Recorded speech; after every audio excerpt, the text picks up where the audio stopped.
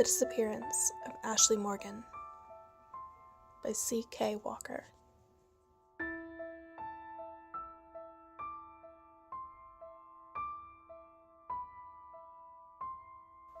It's funny what you remember as a kid. I don't remember my 5th birthday or my first day of school, but I remember very clearly the day my dog died. It's been 12 years now, and it's still the most vivid memory of my childhood.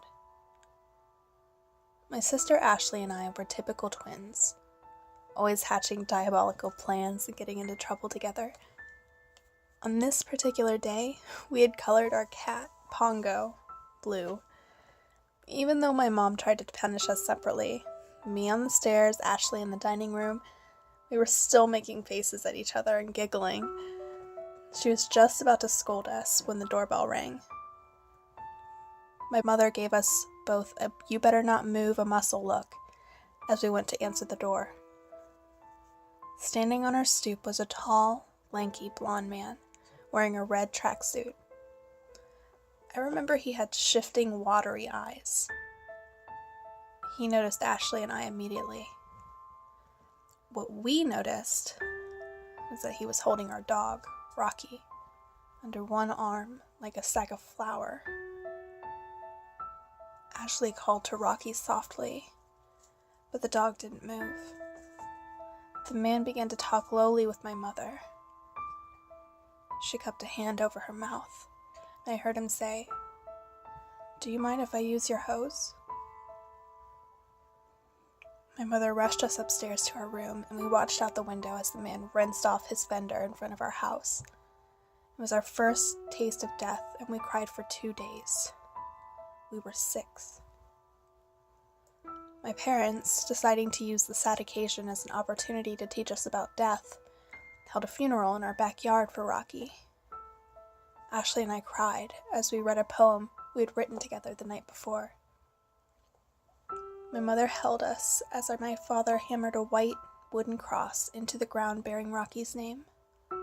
Even our older brother Eric was there, which was nice because he was almost always next door, playing video games and smoking something smelly with the neighbor kids.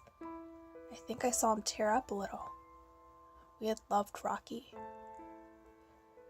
That was only 2 months before it happened. What I remember much less clearly was the night that Ashley disappeared.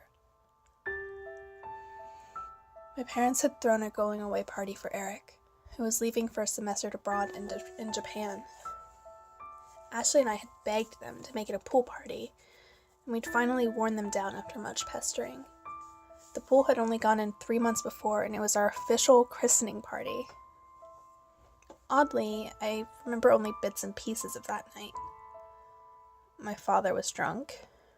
My mother was giving tours of our newly remodeled house to everyone, whether they wanted to see it or not. My brother was in the living room with his friends playing video games. And Ashley and I were in the pool playing mermaids, which was our favorite game. My Uncle Cliff gave us rubber bands, which we used to bind our ankles together. Then we swam around the pool pretending to be mermaid princesses. Just after it got dark, my mom called us for dinner. We both jumped out of the pool and ran around the edge before my father yelled at us. "Rachel, Ashley, no running, or you're going inside for the night." My mother handed us our burgers, and people cooed and admired our matching bathing suits. We were always matching. Together, we sat down on the pool deck to eat. Afterward, we got back in the water to play mermaids. Again. At some point, my mother called us into bed. We pretended to cry and begged her to let us stay up a little later. She didn't fall for it. We stomped up the stairs and went into the bathroom to strip out of our swimsuits. I remember we decided to switch beds and dress in each other's pajamas so we could play a trick on Mommy in the morning. It was our favorite prank, and she deserved it for making us go to bed early when we weren't tired. Nevertheless, we fell asleep quickly. The next morning, I woke up alone. I don't remember getting dressed or eating breakfast. What I do remember is spending what felt like forever, walking around our house looking for Ashley. New renovations had yielded new hiding spots, and it took me a while to check them all. I finally went to ask my mom, who asked my dad, who had just returned from dropping Eric at the airport. "Paul, please tell me you took Ashley with you to drop Eric off." No. Why? My dad's face paled instantly. "Oh my God, Paul, we've looked everywhere. We can't find her." My dad was already moving from room to room in the house, checking all the places I had checked. By the time he returned, my dad was crying. Diane, call the police. Now. That was the day my mother turned into something else. She never smiled or cried again. But I did. But I never cried as much as I did when Rocky died, which always made me feel bad and confused. I remember a big policeman talking to me, asking me what I remembered, had I heard anything in the middle of the night. He even asked me if I liked having an identical twin sister or if I hated it. That question confused me for many years. The days turned to a week, still no Ashley. I slept alone in my room, switching from bed to bed. Some nights I was pretending I was Ashley, and it was Rachel who was missing. Lots of men with dogs came and went into the woods behind our house. Reporters were parked outside every day and overnight. My parents wouldn't let me watch TV. The policemen tore up my bedroom and the rest of the house. I thought they were looking for a goodbye note. I thought Ashley had run away. I was so mad at her. Months went by and I grew lonely. I was excited when my birthday came. My mom cried from morning to night that day, and my dad took me out for pizza. But he was quiet the entire time. My brother fell in love with a local and decided to stay in Japan. Since he was 18, my dad couldn't stop him. My mother missed him and Ashley, and drank wine and slept all the time. My father tried to be there to support me. He was suffering in his own way, I think. He upgraded Rocky's wooden cross to proper stone when I asked why Ashley hadn't had a funeral. I think he knew that I needed a place to grieve. We all did. One day, he came home with a new dog, which I named Naughty Boy. I hated Naughty Boy. He was trying to be Rocky, and no dog could ever be Rocky. He eventually ran away. No one looked for him. 4 months after Ashley disappeared, my father filled in the pool. I remember sitting in my room, which felt big and cavernous and cold, and watching them drain the pool. It took 2 days to fill it in with dirt. The pool had been the one last happy thing in my life. My father had taken it away. He had taken my brother away too. He was the taker of things. One afternoon, I was flipping through the channels on the TV. The remote dropped from my hands when I suddenly saw my face on the screen. It was a show called Unsolved Mysteries. My mother walked in then and saw what I was watching. I was afraid I was in trouble, but she just gave me a blank look and walked right back out. I turned the TV off. My parents began to yell at each other when they thought I couldn't hear. Their marriage was strained. There were so many phone calls from witnesses who reported seeing Ashley somewhere. But they were almost always just seeing me. Whenever this turned out to be the case, which was often, my mother would give me an accusing look, like I had purposefully raised her hopes and then kicked the chair out from under her. Every false lead seemed to kill her a little more. It was around then that I realized why no one liked me anymore. I was like a ghost, an echo of my sister, a pale shadow following around her mysterious disappearance. My parents could barely look at me. I know they think that I didn't notice, but I did.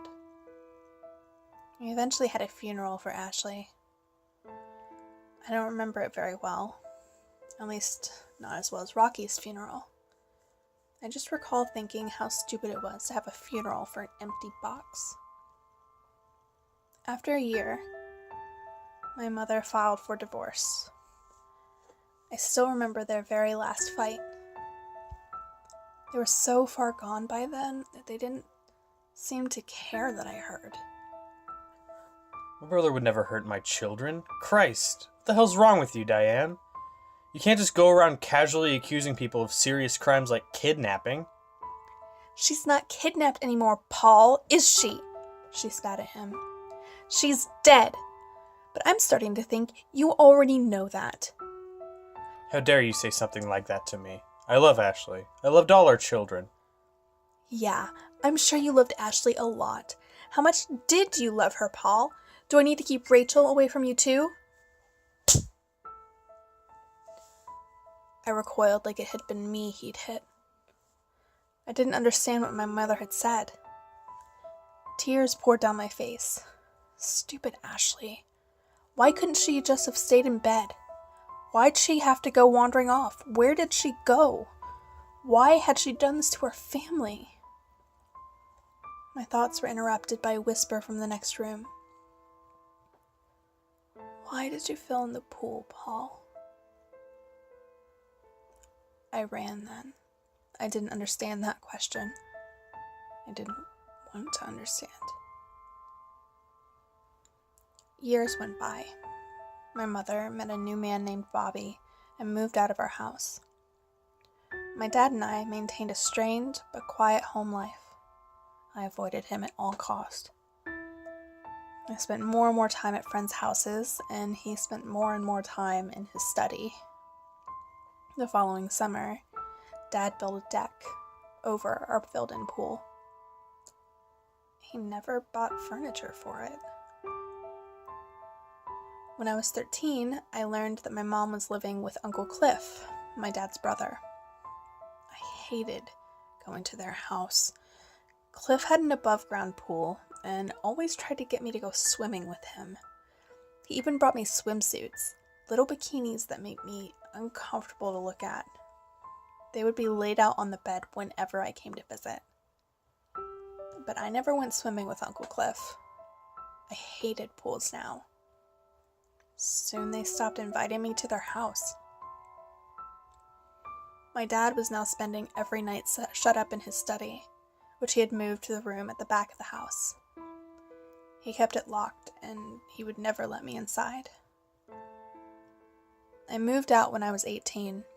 My dad hugged me the day that I left. It was the first time he had looked at me, much less touched me, in 7 years.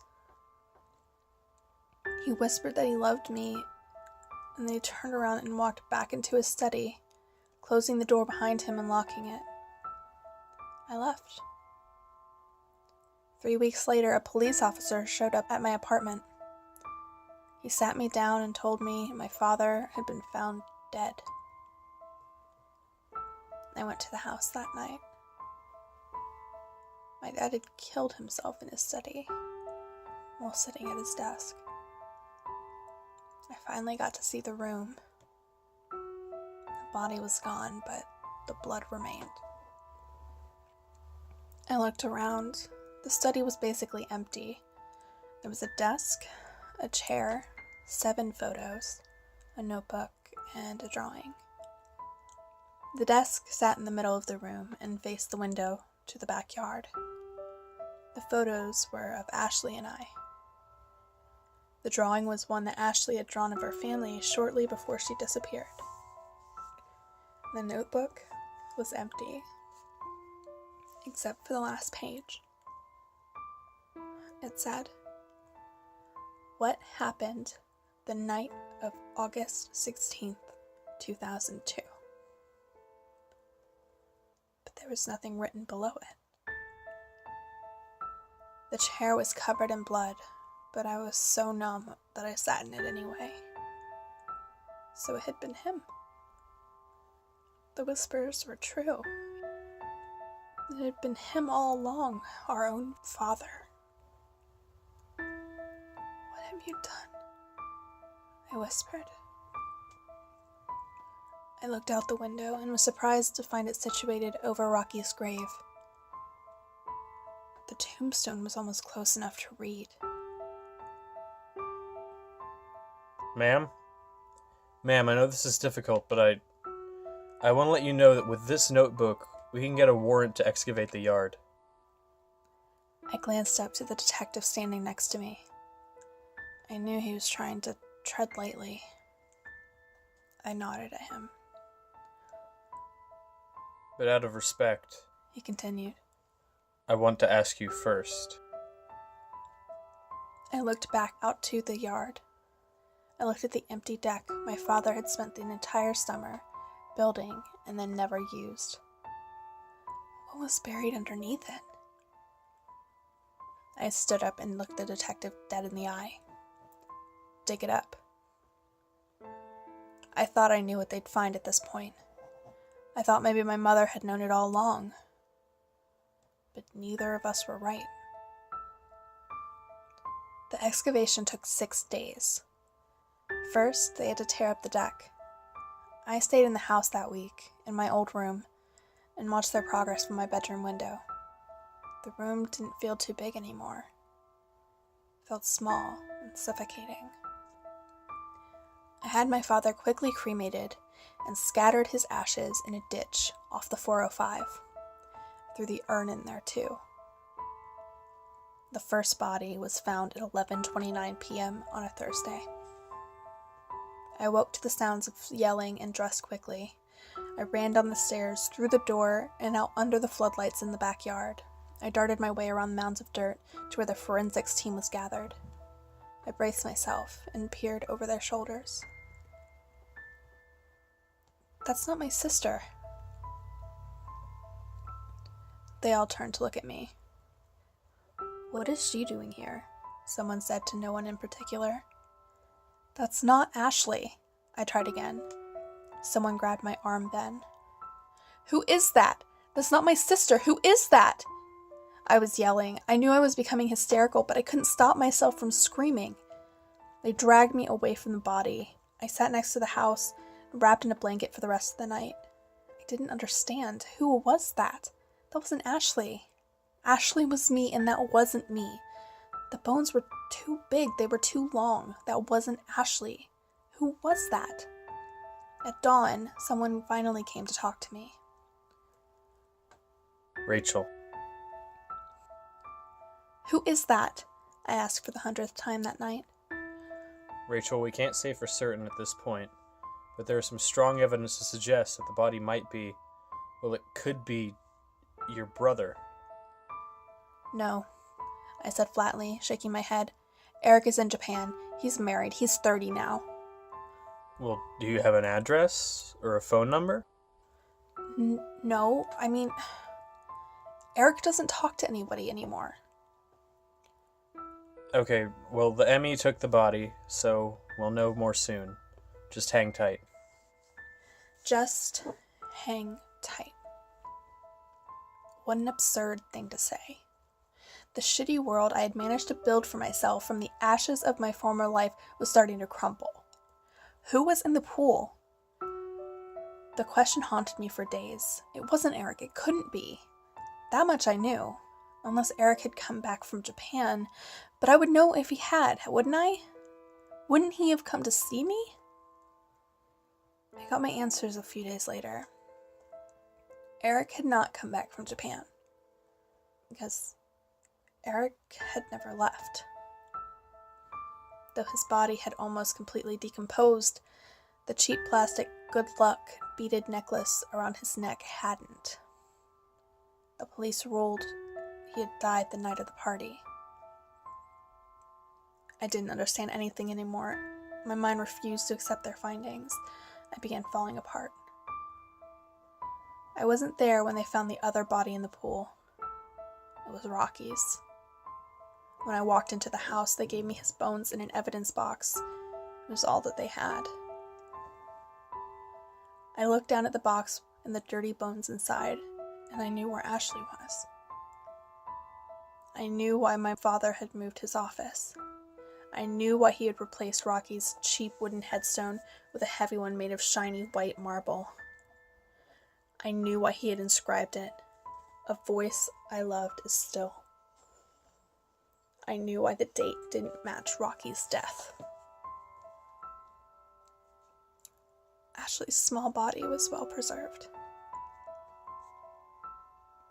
When I saw how little she was, I started shaking. I never remembered being so small. He had taken great care in burying her. She was inside a white bag I had never seen before, a special type I had never heard of, and had effectively mummified her. She was laying on her back, in a dress with her small hands crossed and her eyes closed. She looked peaceful and beautiful. I watched them place her gently on a metal board. I watched them zip a different bag, over her. I watched them load her into a van. And I watched them take her away. I sat down next to the headstone. It was her resting place for the last 12 years. I looked through the window and I saw my dad's desk and his chair. I sat there all night. People brought me water and tea, but I just stared at the empty hole in the ground, confused, angry, and lost. The excavation team left the next morning. The lead detective on Ashley's case, a man named Beller, called me around dawn. Because of the state of Ashley's body, they were able to collect evidence from her. They were waiting for it to cycle through the lab. I asked what kind of evidence. He wouldn't say. The day I got the official report is another day I'll never forget. I was on the phone with my mother, who had finally found after months of searching. She was in Philadelphia with Uncle Cliff, and they had taken up heroin together. I told her the police wanted to talk to her. I told her about Ashley and Dad. I didn't tell her about Eric yet. I couldn't tell her that over the phone. But she wasn't all there. She asked the same questions again and again. She repeated what I said. It was hopeless. I took down her number and hung up the phone. Detective Beller could deal with her. As soon as I hung up, he called me. Rachel, we have the results of the autopsies. Can you come down to the station? I sighed. It was late. After the conversation with my mother, I was exhausted and emotionally drained. There was no way I would make it downtown tonight. Can you just tell me over the phone? I'm sorry, I can't. There's no way I can get there tonight. Where are you? I'll send a car. Actually, can you please just tell me? I can't go back there. I can't see their bodies again. I can't be in that room. The detective paused, then seemed to come to a decision. Rachel, there was semen on Ashley's body. What? I didn't hear that right. Yeah. We also found ligature marks on her neck. The medical examiner has ruled Ashley's death a homicide. Yeah, okay, but... There is no mistake. Yeah, but can you say the first part again? Because I swear you said... Rachel, your sister was raped. No. My dad couldn't have... The semen isn't a match to your dad. It's a match to your brother. I didn't speak.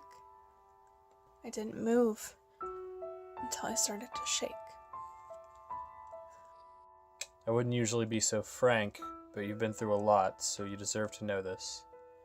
Here's what we've pieced together. On the night of August 16th, 2002, Eric went into your room and took Ashley. He then drugged her, raped her, and, accidentally we think, killed her by strangulation. Your father walked in on him and beat your brother to death. This all occurred in the late evening or early morning of the party. He then held the bodies for a month or so until he had the pool filled. My brother went to Japan. No, he didn't. But my dad, he killed them. No, he killed one of them.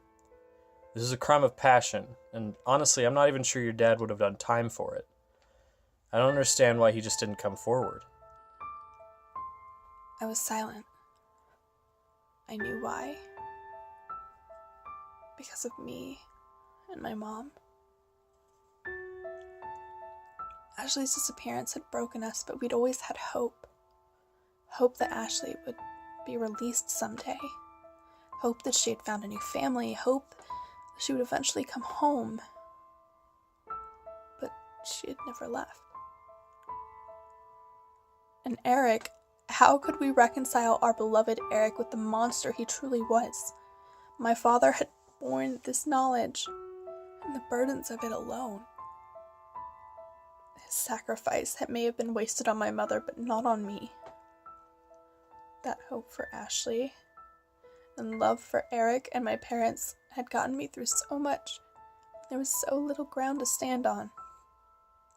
The cost he must have paid to do this for me was unfathomable.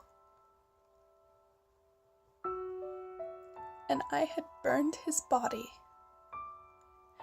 and scattered his ashes on a highway. He would never be laid to rest with the family he had endured so much to protect. And I had done this to him. My father wasn't the monster. I was. I filled the casket with photos on my father's desk and the drawing he had held to his chest when he shot himself. And I, too, buried an empty casket. I buried Ashley next to my dad, and my mother on her other side 2 years later. I don't know what the state did with Eric's body, and I haven't asked. So really, this is the letter to you, Ashley. To let you know why this happened and to tell you I'm sorry. I'm sorry that when the monster came that night, he chose you instead of me. I'm sorry that I thought you ran away, and I'm sorry I never looked for you. I'm sorry I abandoned the person who loved you the most to his demons. I'm sorry I left him forgotten and alone in a ditch. I'm sorry I blamed you for destroying our family. Most of all, I'm sorry that I'm the only one left standing.